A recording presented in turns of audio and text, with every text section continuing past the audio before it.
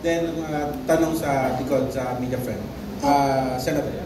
May isang feature, or dalawa actually, nabanggit na ni Attorney Vic, yung New Development Bank. Ang kapital po dyan ay $100 billion. Yung $100 billion ay alinsunod sa pangalan ng bangko ay yung New Development Bank. So yan po ang pwedeng gamitin ng mga member states para mag-develop.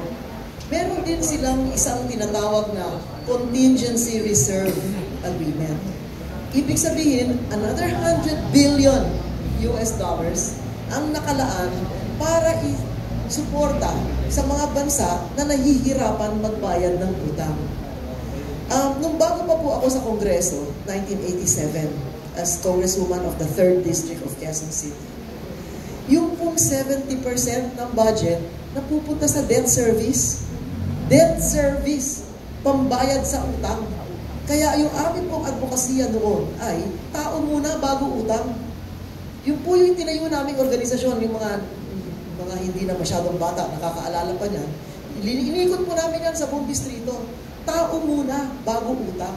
Because 70% of our national budget, if you look at it, in 1988, 89, 90, etc., until maybe 92 or 93, halos 70% ng budget napupunta sa pambayad sa utang lang.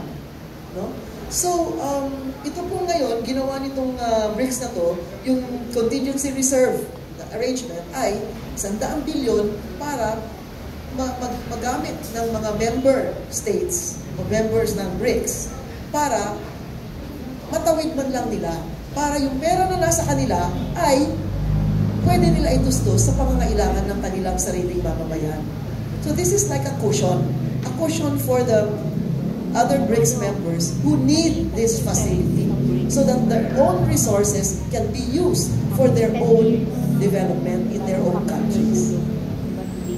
Okay, thank you, Senator Nikki.